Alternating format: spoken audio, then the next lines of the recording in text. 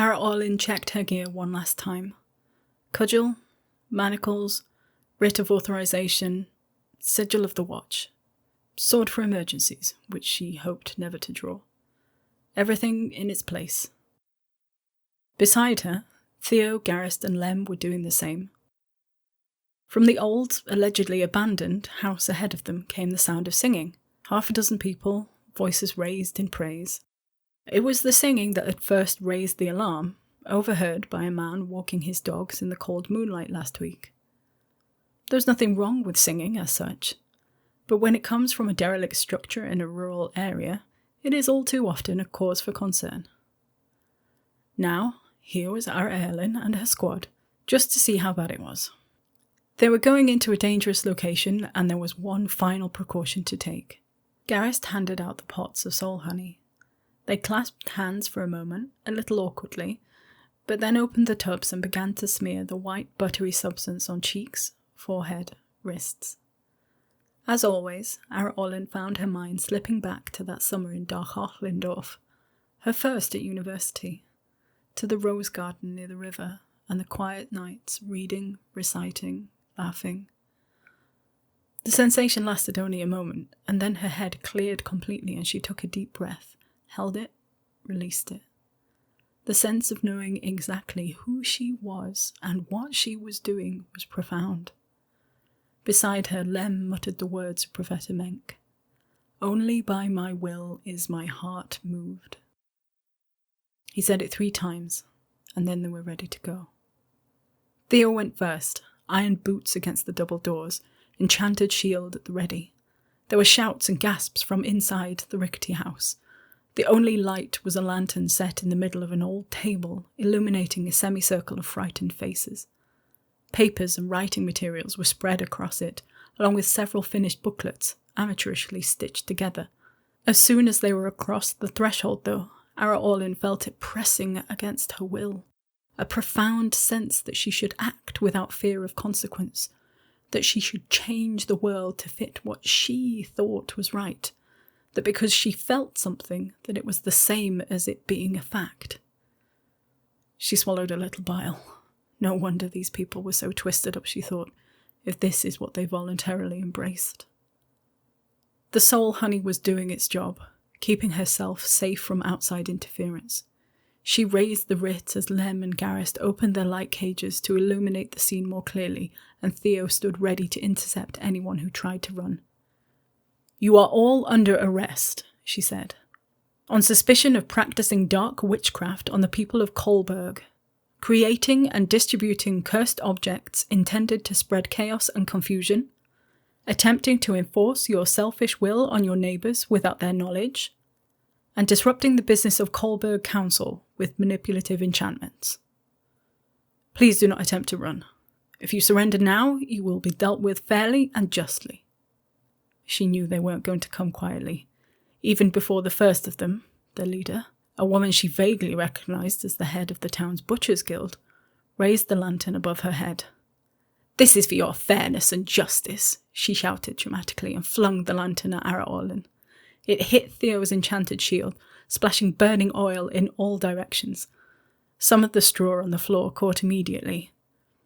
"The tyranny of the majority is still tyranny," shouted the witch, and she drew an axe-like cleaver. "Do not fear to act, siblings. Be shamed only by inaction in the face of these tyrants." Their eyes glowing with the fervour of zealots, lost in the narcotic madness of justice and righteousness, the witches charged the guards. Ara Orlin drew her cudgel as her fellow constables did the same, and she uttered a quiet hope inside her head that they might be able to save some of these poor people from the madness that had consumed them. Each season, the civil service prepares a summary of the Empire's relationship with the foreign nations, based on communications received from their ambassador, along with any useful intelligence gathered from other sources. While the Senate and the other houses of imperial power may respond to these offers, it is important to note that it is the appropriate ambassador that the foreign power will expect to hear from. Their communication with the foreign power is the primary element that will determine the tenor of any response. The Commonwealth are a militaristic nation committed to the idea of ensuring the greatest good to the greatest number of people. They are perhaps the closest allies the Empire has amongst the great powers of the known world. This is in no small part due to their membership of the Liberty Pact, dedicated to destroying the abhorrent practice of slavery across the world. Both nations are dedicated to extending their influence over the whole world and know that only one of them can fulfill their grand ambition. But for now, their rivalry with the Empire remains amicable. The Empire shared their mastery of magic with the magicians of the Commonwealth, and the Commonwealth soldiers fought and died alongside the Freeborn in the fall of Sirach. The Commonwealth ambassador to the Empire is Militärattaché Lieutenant Schöningen of Die Stahlhalle in the port city of Volkova, a veteran soldier who reports to the generals who hold the reins of political power in their nation. An old campaigner, they generally speak plainly and as honestly as any politician can when dealing with their imperial counterpart. The Lantier War. The Commonwealth and Jarm are both engaged in open warfare over the smaller nation of Lantier. The Commonwealth are disappointed that the Senate did not grant leave for military captains to support the war against the Yarmish. While they remain absolutely committed to their philosophical goal of bringing the entire world under the banner of the common good, the Commonwealth is primarily concerned at the moment with their war with the principalities of Jarm. In purely military terms, the Commonwealth would have the upper hand, but the Yarmish more than make up for their deficit with their consummate mastery of magic. Open warfare erupted after years of sabre-rattling thanks to these two nations having opposing interests in Lantier, a tiny landlocked country between the two rival great powers. The Lantieri rose up against their hereditary wizard nobles, inviting the Commonwealth to become their patrons. The furious magician families looked to their Jarmish allies to help them take back their nation from the mob. The fight that began within the borders of Lantier did not remain contained for long, spreading like wildfire to engulf several other small buffer states between the two juggernauts. It shows no sign of abating any time soon. Any hope of a swift resolution has long since been set aside by military commanders on both sides. At the moment, the Empire is not offering direct support to either side. Militärattaché Schöningen remains optimistic, although it is notable that any talk of bringing the Yarmish to the negotiating table by the new year has been quietly dropped. The Provider and the Professors. Militärattaché Lieutenant offers commendations to a citizen of Wintermark named Gisli Bersen. Their donation has inspired a group of Commonwealth scholars and philosophers to visit the Empire.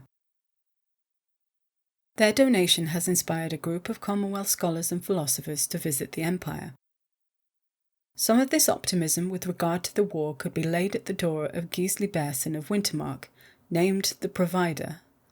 Lieutenant mentions them specifically in several dispatches and offers them a commendation on behalf of the Commonwealth generals. They apparently provided a generous gift of mana and coin to help in the war against the corrupt magocracy. The funds Gisli provided are a drop in the ocean by economic terms, but it is what they represent that has created interest amongst those Commonwealth citizens aware of them. The Empire is ruled by laws that restrict how its citizens can engage with each other and the wide world, something the Commonwealth respects. It would be a crime for imperial captains to travel to the east and fight to kill foreigners. The Empire is not at war with Yarm.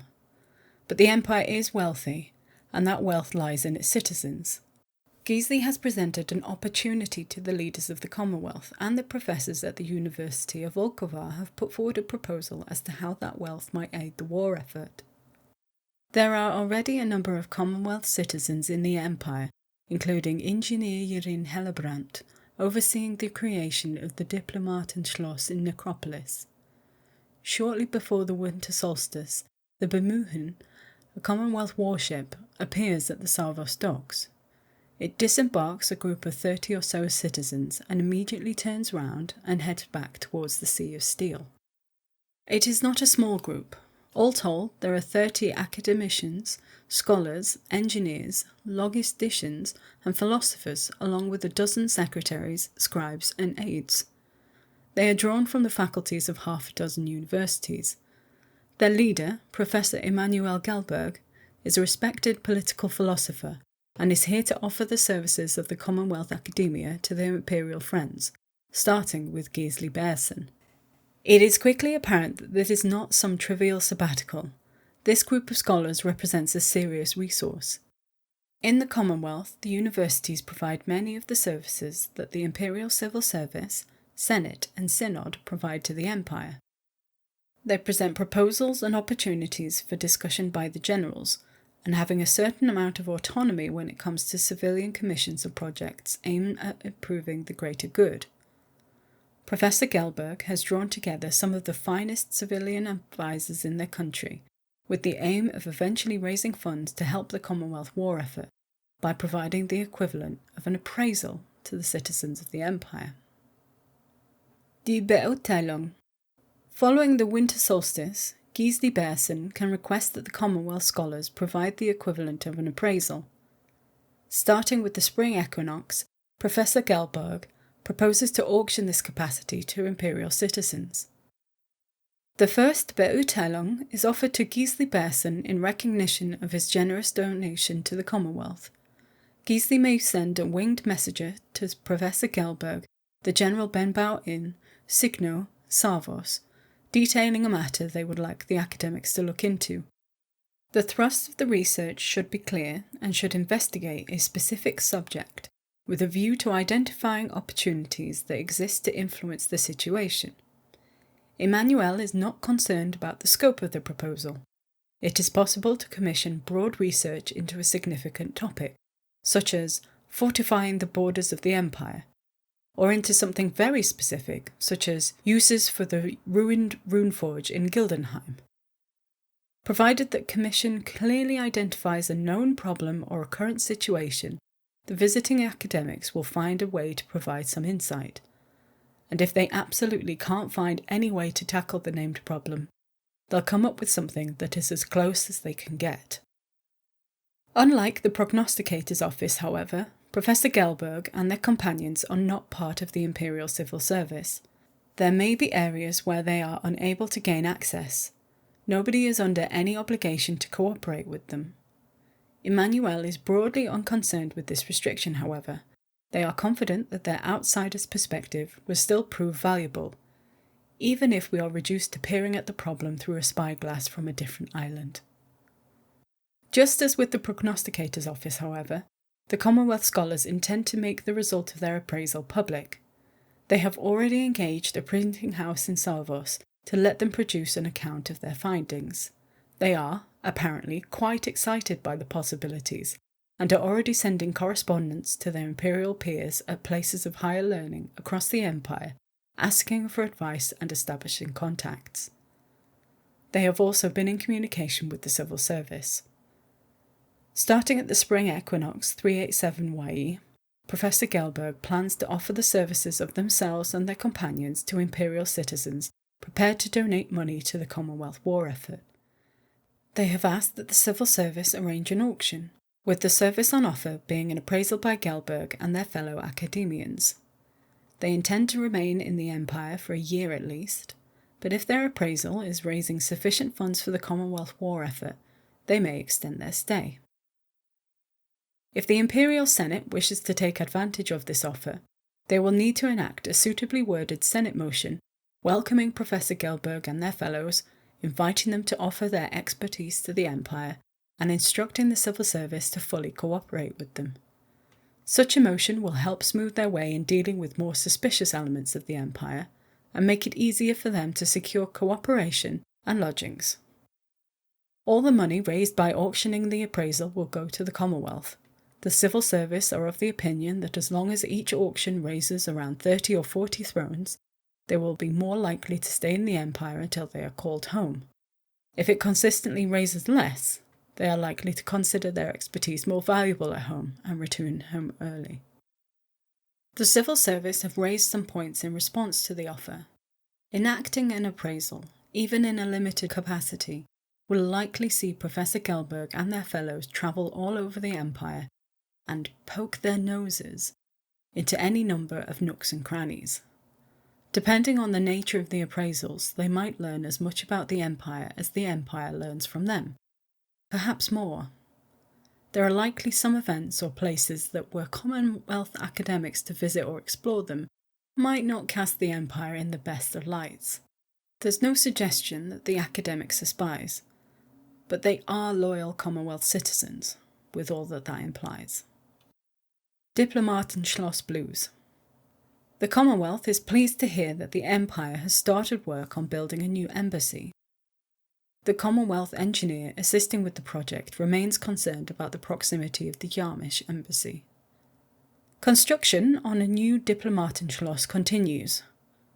While most of the weirwood has been provided, there is still a significant amount of white granite required. The fortified embassy will replace the one destroyed during the Grendel attack on Madruga.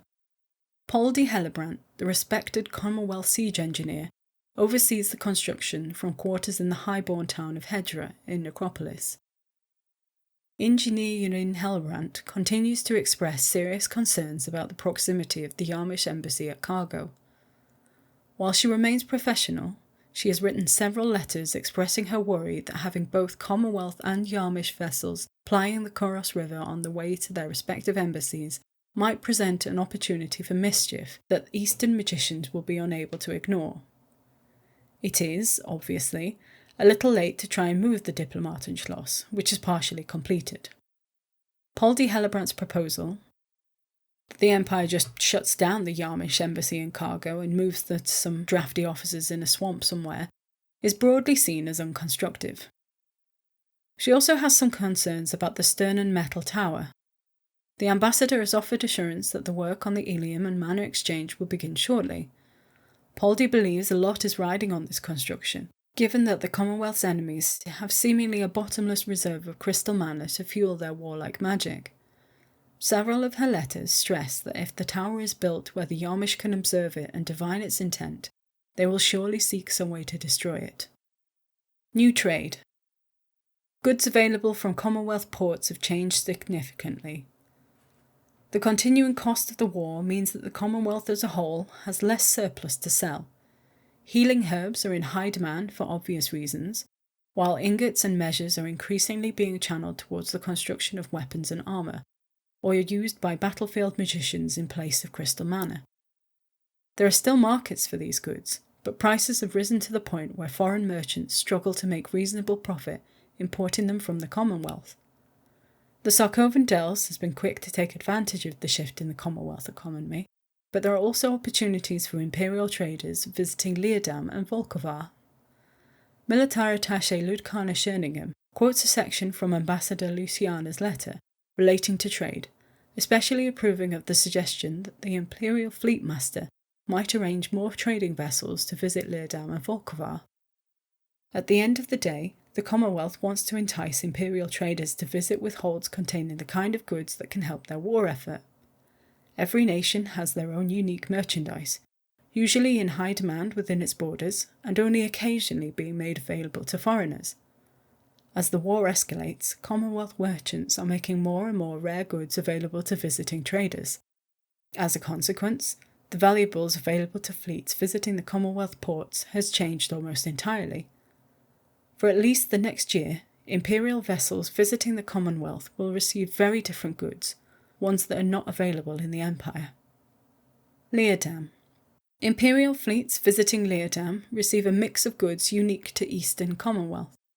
These include consumables Draught of Clear-Headedness, Soldier's Booze, Soul Honey, and the ribboned item War Amulets. The combination of items that a fleet will receive will be made clear at the start of downtime.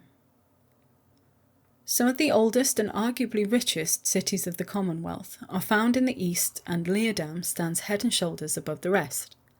It serves as a provincial capital and as a centre for trade with the rest of the world. Some of the wealthiest people in the Commonwealth are found here, maintaining elaborate townhouses and a lifestyle that might impress an Assavean noble. The Imperial Embassy is built in Leerdam, staffed by civil servants, and represents the Empire's interests in this foreign nation. Volkovar also has a strong religious character, with the spires of the Grand Cathedral of the Common Good towering over all structures. Following the winter solstice, imperial traders visiting Leerdam will receive goods unique to the Eastern Commonwealth rather than the familiar herbs, measures, and ingots that can be secured in the Empire. Draft of clear-headedness, Klarheit. Known in the Gesamtmensprech as Getränk der Klarheit, which translates very roughly as draught of clear-headedness, this is a tonic made with carefully refined blade root and marrowwort, infused with water drawn from deep limestone wells and the pressed juice of a rare mountain flower. The recipe for Klarheit is a carefully guarded secret among Alpine communities dedicated to the Commonwealth state religion, but it puts some imperial apothecary in mind at the Tisanes of the Labyrinth. It specifically enhances the ability of someone familiar with Liao ceremonies to banish unwanted auras, drive away malign spirits, end hauntings, and even, it is whispered, sever spiritually awakened folk from the ability to create auras. It also has a more mundane use. It helps to clear the mind and allow one to focus despite distractions or confusion. Soldier's Booze, Soldatentrank. This tonic is apparently very popular with Commonwealth soldiers who can afford it, and many carry a draught in a metal flask inscribed with the images of their hometown or city. It is by all accounts created to a very old recipe, its name a somewhat quaint term that roughly translates as soldier's booze. The herbs used to brew it are steeped in alcoholic spirits, and it is apparently possible to determine where in the Commonwealth a sample of this tonic comes from by taste alone. Drunk and savoured, this liquid acts as a powerful healing potion that also alleviates the effects of venom. While the Commonwealth have never really encountered the Druge, some soldiers who have visited the Empire joke that they could drive away the orcs of the Malum by breathing on them after drinking enough Soldatentrunk. War amulets, Kriegsamulet. These metal medallions are usually fashioned of some alloy of orichalcum with dragonbone insets and generally depicting something that is a source of pride to the people of an area. A banner design, a motto, a local hero, an animal with a particular affinity for a place. In Imperial, they will likely be called war amulets, and are another item popular amongst soldiers, a talisman that allows them to draw on reserves of strength on the battlefield. According to Imperial artisans who have had the opportunity to examine them, they are magic items that allow someone who already knows how to deliver a cleaving strike, mighty strike down, or mortal blow to do so more often. Soul honey, Seelenhonig. This pale preparation has a sticky base and is composed of a kind of honey cultivated in several parts of the Eastern Commonwealth. The salve it produces looks a little like white butter, but it has a distinctive smell described as summery. Smeared on the cheeks, under the eyes, across the brow, and on the backs of the wrists, soul honey helps strengthen the will of the one who uses it. In some ways, it is similar to the effect of auras created by anointing, an anathema to a nation that is deeply suspicious of auras in general. But rather than filling one with a virtuous impulse, it is described as giving a profound sense of who one is. Volkovar. Imperial fleets visiting Volkovar receive a mix of goods unique to the Western Commonwealth. These include the consumables Hero Stone, Blood Clay, Spice Paste, and the ribboned item Little Iron Fists. The combination of the items a fleet will receive will be made clear at the start of downtime. Over the last century, a programme of public works devised by the University of Volkovar transformed the western provinces from isolated rural communities into integrated towns and cities, with all the advantages that Commonwealth artisans can provide. Roads snake through dark pine woods, sturdy stone bridges span previously unfordable rivers, and walls of white granite encircle most settlements. Flimsy wooden structures increasingly give way to granite and weirwood structures. Entire new towns have been constructed by house labourers. Following the winter solstice, imperial traders visiting Volkovar will receive goods unique to the Western Commonwealth, rather than the familiar measures and ingots that can be secured in the Empire. The traders of Volkovar are likewise ceasing to offer artisans oil to imperial merchants, given that the Empire can produce significant amounts of this useful material at home now that they have the recipe. Hero Stone, Heldenstein. The western provinces of the Commonwealth are rich in white granite and welt silver, but also some minerals unknown in the Empire. Heldenstein, which in Imperial would likely be called a hero stone, is a smooth golden stone that possesses magical properties. Shaped and polished, the best examples have the ability to empower certain kinds of ritual magic. It is in demand among Commonwealth magicians, but there is enough of a surplus to make it available to foreign traders. It functions a little like the viz all magicians are familiar with, but rather than helping to perform rituals of a certain realm, it provides magical energy to any summer magic ritual that enchants an individual with greater prowess or strength. Little Iron Fist, Kleine Eisenfaust. The Little Iron Fist is crusted with Tempest Jade. An Eisenfaust is a talisman constructed in the form of a ring of iron, or in some cases, an entire iron gauntlet. It is of particular use to a battle mage. As long as the attuned wearer already knows how to cast the Repel spell, they can do so an additional time each day without depleting their reserves of personal mana. There are apparently 2 other increasingly potent versions of the talisman made by Commonwealth artisans, but they are not available for sale on the open market. Blood Clay, Blutlehm.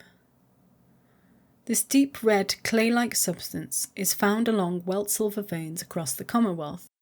It has been harvested for centuries as a useful medicinal tool in its own right, but quickly loses potence when exposed to air and sunlight.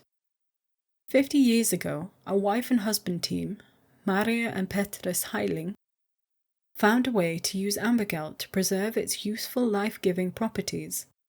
Blood clay was the result. A thick, earthly salve that even the most inept user can apply to prevent death. This consumable closes bleeding wounds and will bring anyone who is still alive back from the brink of death. It has proved very popular indeed with Commonwealth soldiers. Spice paste, Würzpaste. The Commonwealth is proud of its cuisine and proud of Würzpaste. In Imperial, it would likely be called spice paste, but Commonwealth purveyors say that fails to capture the specific resonance of wholesome magic it has for their people. A combination of herbs, salt, carefully shaved marrowwort root, and, if local legend is to be believed, a dash of honey from the Wald der Widersprüche, the Forest of Contradictions, a Commonwealth term for the primal forest. This preparation is usually sold in small pouches. Mixed with a meal, usually a stew or a soup, it unlocks wholesome magical properties. A person who eats an entire bowl of food sprinkled with Würzpaste finds their zest for life greatly increased, providing them with both greater endurance and fortitude, at least for a time. Assavean privateers. Fewer Commonwealth vessels are trading with imperial ports due to the bounty placed on trade with the Empire by the Assavean plenum. Imperial fleets have an advantage to trade with Commonwealth ports while the bounty continues.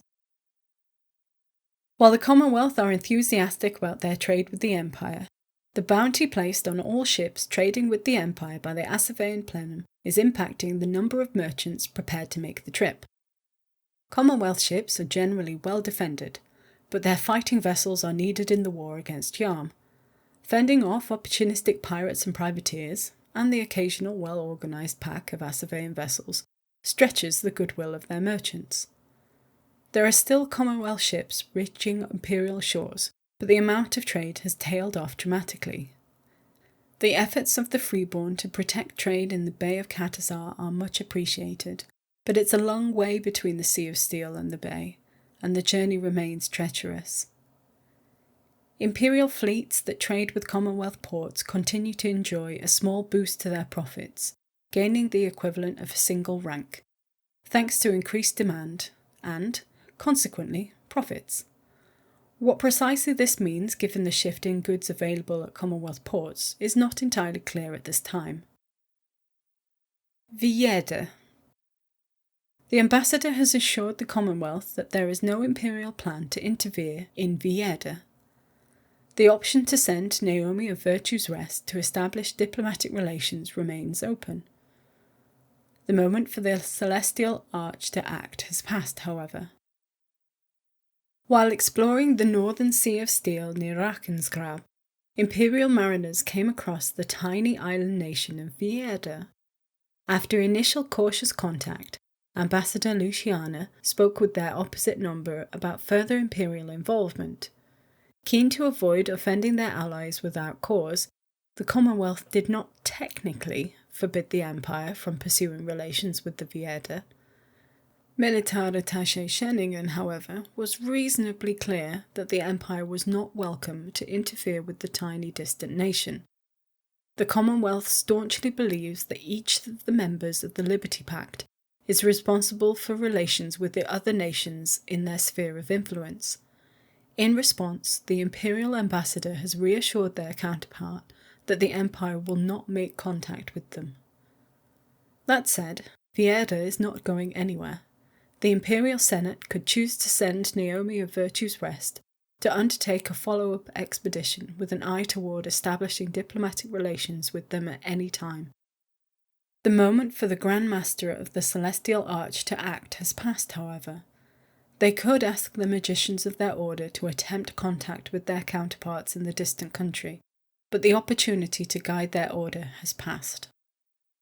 Obviously contacting the Vierde after the ambassador has assured the Commonwealth that the Empire does not plan to do so will upset them and will damage the friendship between the two nations.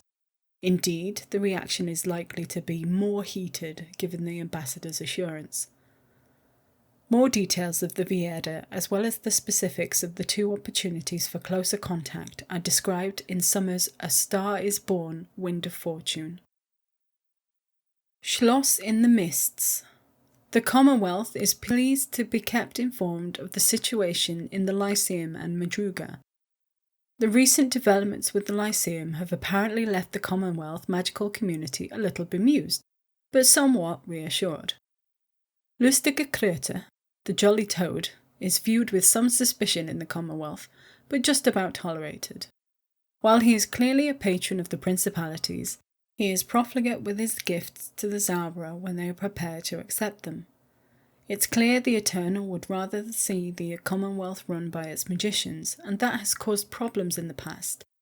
But for the most part, the Zabra are good at finding ways to retain access to his boons without compromising their loyalty to the greater good. Still, to know that a group of Zabra are in his hands is a cause for some minor concern. On the other hand, the Commonwealth magicians at the Lyceum Schloss will eventually want to come home. It is a priority for the military attaché that a method be found to facilitate this. She trusts the Imperial Conclave, however, to secure the transport of Commonwealth citizens through the magical mist barrier. And finally, Commonwealth visitors are intrigued by an invitation to visit the city of Holberg for its 250th anniversary. The League Assembly could further support this invitation, but would need to clearly identify a contentious area where the League agrees with the Commonwealth. There is one last matter. The military attaché asks the ambassador to pass on their regrets to Bernhard Kleist von Enelund, but they will be unable to attend the Holberg anniversary at this time. Their work leaves little time for a voyage to the Empire, much as they would be very interested to see the birthplace of one of the Commonwealth's famous children, Frederick Ritter van Holberg. News of the festivities at the greatest city in the Empire is of interest to a number of Commonwealth historians and citizens. Indeed, Professor Galberg's expedition planned to make a point of visiting Holberg to view its astonishing walls and explore its markets and, hopefully, visit the university there. Obviously, the ongoing problems with the Assavean bounty means that it is even more challenging than usual to visit the Empire, but for the quarter millennium of a great city like Holberg, there are always those ready to risk it. It is quite possible that some of those Commonwealth citizens who are interested in paying a visit to Anvil do so during the winter solstice, perhaps during the Feast of the Reaper.